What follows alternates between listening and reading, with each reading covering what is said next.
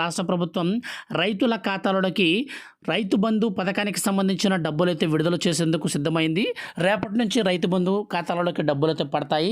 ఎవరెవరికి పడతాయి, మీకు డబ్బులు వస్తాయా రావా, ఏ జిల్లాలకు ముందుగా ఉంటుంది, పూర్తి వివరాలైతే ఎక్స్ప్లెయిన్ చేస్తాను.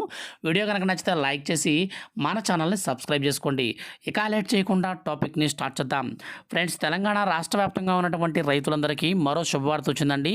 ఎట్టకేలకు తెలంగాణ రాష్ట్ర వ్యాప్తంగా ఉన్నటువంటి రైతులందరి ఖాతాలోకి యాసంగి సీజన్కు సంబంధించిన రైతు బంధు డబ్బులను విడుదల చేసేందుకు తెలంగాణ సర్కార్ అయితే శ్రీకారం అయితే చుట్టింది. దీనికి సంబంధించి ఎన్నికల కమిషన్ నుంచి మనం పర్మిషన్ కూడా అయితే తీసుకోవడం జరిగింది.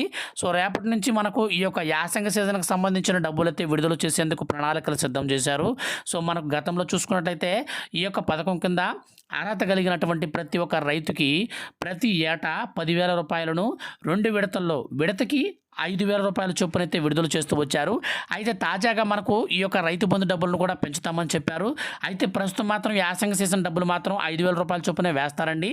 సో ఈసారి ఎలక్షన్స్ అనేది గెలిచి కంప్లీట్ అయిన తర్వాత ఒకవేళ బీఆర్ఎస్ కనుక గెలిచినట్లయితే అప్పుడు వాళ్ళు 16,000కి అయితే రైతు బంధు పెంచుతారు.